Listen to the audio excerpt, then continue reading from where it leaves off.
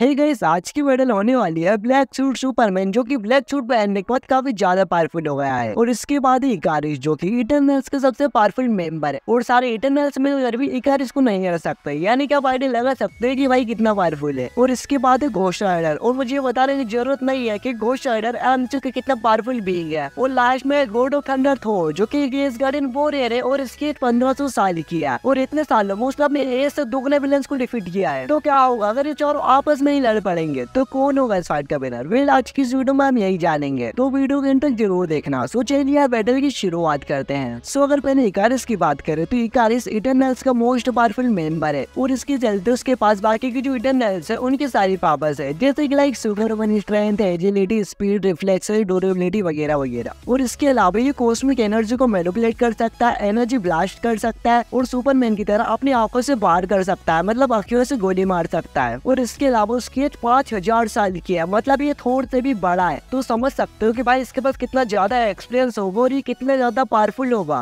और इसे बाकी के जो 5 इटरनल्स है ना, साथ में मिलकर भी इकारिस को नहीं हरा सकते, मतलब ये कितना पावरफुल हो गया। और उसने इन बीइंग से भी फाइट की है। और यहाँ तक कि उसने उसकी इटरनल्स की मेंबर यानी कि थीना से भी फाइट की है, जो कि एक बहुत ही पावरफुल वॉरियर थी। लेकिन हाँ, इकारिस इमोर्टल नहीं है। वेल, हमने इकारिस की पावर्स और एबिलिटीज के बारे में बात कर लिया। अब हम बात कर लेते हैं ब्लैक सूट सुपरमैन के बारे में। और भाई पहली बात तो ये कि सुपरमैन जाने जाता है अपने सुपरमैन स्ट्रेंथ की वजह से। भाई लिटरली इसकी स्ट्रेंथ बहुत ज्यादा है एंड इसने बड़ी बड़ी बिल्डिंग्स को लिफ्ट किया, मिसाइल को लिफ्ट किया एंड यहाँ तक कि इसने अपनी फुल टीम जस्टिस लीग को रखा है, जिसमें कि wonder woman, flash, Aquaman, cyborg वगैरह ये थे। इन सबको इसने अकेले ही हरा दिया एंड उसके पंचेस काफी कमाल के। वो अपनी एक पंच से अर्थ को भी डिस्ट्रॉय कर सकता है। लाइक आप एग्जाम्पल से समझ लो कि उसने स्टेफन बुल को एक ही पंच से इधर उधर फेंक दे रहा था। एंड सुपरमैन की स्पीड काफी ज्यादा है। लाइक जब फ्लैश और सुपरमैन की फाइट होती है तो आपको भी पता है कि फ्लैश कितना फास्ट है।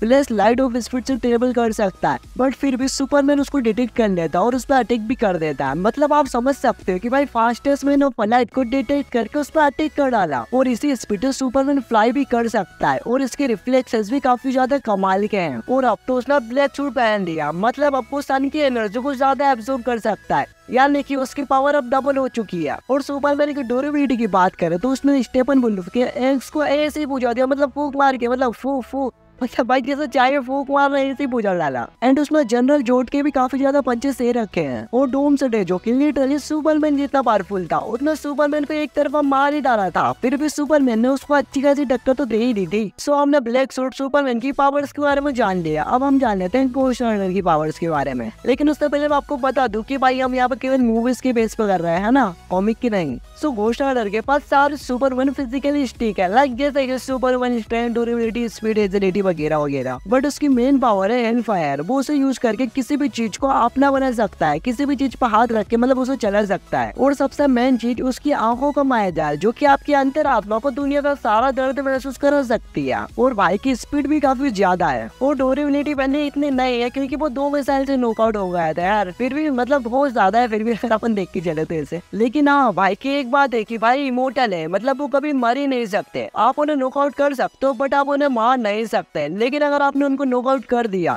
फिर जिसके बाद जो उगता है ना भाई, वो जेराथोस घोस्ट राइडर उगता है। और उसकी पावर लेवल का अंदाजा तो भाई पूछो ही मत कितना ज्यादा है। चलो हमने घोस्ट राइडर की पावर्स के बारे में बात तो कर ली है, अब हम जान लेते हैं थोर की पावर्स की। तो भैया थोर के पास भी सारे सुपरवुमन फिजिकली स्टिक है, जैसे कि लाइक स्ट्रेंथ। और भैया की स्ट्रेंथ काफी ज्यादा है। उन्होंने इन दोनों रिंग्स को मोड़ा है जिनका वजन प्लेनेट जितना माना जाता है। और स्पीड की बात करें तो साउंड ऑफ स्पीड से ट्रेवल कर सकता है भाई। और ड्यूरेबिलिटी के बारे में तो क्या ही बताऊं भाई, उसने पावर स्टोन के टच से सर्वाइव कर गया था। पावर स्टोन के एक सिंगल टच से ना प्लेनेट डिस्ट्रॉय हो सकता है, बट वो सर्वाइव कर गया था। और न्यूटन स्टार की एनर्जी से भी सर्वाइव कर गया था। देख रहे हो भाई कितना ड्यूरेबल है। और एनी फैक्टर की बात आती है तो भाई मतलब 2 सेकंड में हील हो गया था, मतलब स्टॉर्म ब्रेकर वो समन किया और भाई तुरंत हील, देख रहे हो। और भाई इसके अलावा टेलीपोर्ट हो सकते हैं अपने बाइफोर्स के हेल्प से, किसी भी प्लेनेट पर जा सकते हैं, किसी भी जगह, मतलब किसी भी। और इन्फिनिटी वॉर की एंट्री तो आपको पता ही होगी, जहाँ पर वो थेनोस की औलाद का क्या याद करता है। और लास्ट में तो उसके सामने खुद थेनोस हो जाता है, जहाँ पर थेनोस 6 इन्फिनिटी स्टोन की रेडिएशन उसके ऊपर छोड़ देता है। मगर भैया अपने स्टॉर्म ब्रेकर से उस रेडिएशन को डिफेंड करते हैं, उसके छाती में घुसेड़ देते हैं स्टॉर्म ब्रेकर, मतलब उसे भी डिफीट कर देते हैं थेनोस भैया को भी। देख रहे हो 6 इन्फिनिटी स्टोन होने के बावजूद भी। और लव एंड थंडर की की बात करें तो यार उसमें मैं क्या बोलूं, लव एंड दिखा, ठंडा तो दिखा ही नहीं, मजाक कर रहा हूँ। लेकिन लव एंड थंडर में बात करें तो उसने गोर को भी अच्छी खासी टक्कर दी थी यार। वो गार्डियंस ऑफ द गैलेक्सी की स्पेसशिप को अपोजिट डायरेक्शन में मोड़ दिया था और इसी के साथ उसका एक स्पेस उसे बहुत ही पावरफुल बीइंग बना देता है, क्योंकि उसने अपने पास में बहुत से विलन को डिफीट किया है। सो गाइस, हमने इन चारों कैरेक्टर्स की पावर्स और एबिलिटीज के बारे में बात कर ली है। अब हम देखते हैं कि क्या होगा अगर ये चारों में कभी फाइट होगी तो गाइस आपको भी आइडिया हो गया होगा कि इस बैटल में पहले नॉकआउट कौन होने वाला है। हाँ पता है, इकारिस होने वाला है, क्योंकि इकारिस बने बेहद पावरफुल हो। बट अगर हम उसकी स्ट्रेंथ और ड्यूरेबिलिटी कंपेयर करें ब्लैक सूट, सुपरमैन, थोर और घोस्ट राइडर से ना, तो इनके सामने अभी इकारिस एक छोटा सा क्यूट सा बच्चा ही है।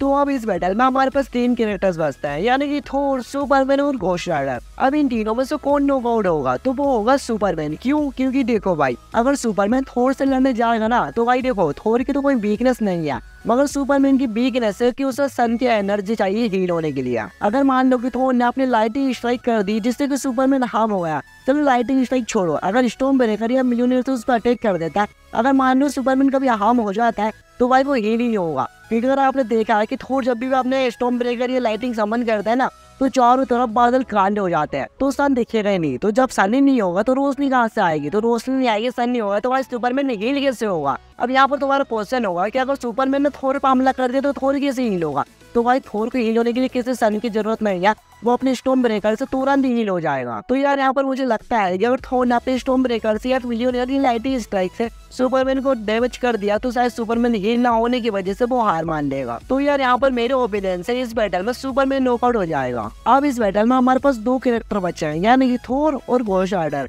अब इस बैटल में हमें पता चल जाएगा कि कौन है इस फाइट का विनर। तो यार देखो, सिंपली फंडा ये है कि थोर इजीली घोस्ट राइडर को नॉकआउट कर देगा, क्योंकि घोस्ट राइडर इंसानों की बनाई हुई मिसाइल से नॉकआउट हो सकता है। तो यहाँ पर तो गोड का स्टॉर्म ब्रेकर है, गोड लेवल स्टॉर्म ब्रेकर है, तो उसके आगे क्या ही चलने वाली है घोस्ट राइडर की। लेकिन आप यहाँ पर बोलना मत कि भाई घोस्ट राइडर की इमोर्टल बीइंग है, मतलब मान लो अगर थोर उसे नॉकआउट भी कर देते हैं ना, लेकिन वो सब मान नहीं सकता। और अगर थोर उसे बार बार नॉकआउट करता रहा तो भाई एक टाइम पे जेरोथोस घोस्ट राइडर ही आने वाला है, और उसकी पावर इतनी ज्यादा है कि भाई वो थोर को शायद हरा देगा, क्योंकि यहाँ पर नॉर्मल थोर है। तो जेरोथोस घोस्ट राइडर नॉर्मल थोर को तो हरा ही सकता है। बट यार यहाँ पर एक पॉइंट निकलता है कि हम मूवीज के बेस पे कंपेरिजन कर रहा है, और हमने मूवीज में अब जेरोथोस को तो नहीं देखा है, बट इसका मतलब ये नहीं है कि भाई घोस्ट राइडर नॉकआउट होगा तो जेरोथोस नहीं आने वाला है, जेरोथोस तो आएगा मेरे हिसाब से। तो यार यहाँ पर इन दोनों कैरेक्टर्स की फाइट काफी हद तक कॉम्प्लिकेटेड हो गई है, इसलिए इस फाइट का मैं रेशो देना चाहूंगा 50% जीतने का चांस थोर को और 50% जीतने का चांस घोस्ट राइडर को। बट आप इस कॉम्प्लिकेटेड फाइट को क्लियर कर सकते हो। आप अपना ओपिनियन कमेंट सेक्शन में देखें, आपके हिसाब से लास्ट राउंड के बैटल का विनर कौन होना चाहिए नीचे कमेंट सेक्शन में जरूर बताइए जाना। और अगर आपको ये वीडियो अच्छी लगी है तो इस वीडियो को लाइक कर दीजिए और चैनल को सब्सक्राइब कर दीजिए। आप फटाफट सब्सक्राइब करके हमारे बन का फैमिली कंप्लीट तो करा दो यार आप लोग, और कमेंट में ये भी बताना कि मैं नेक्स्ट वीडियो किस टॉपिक पे लाऊं। सो ये थी आज की वीडियो, मिलता है किसी नेक्स्ट वीडियो में। So thanks for watching, bye.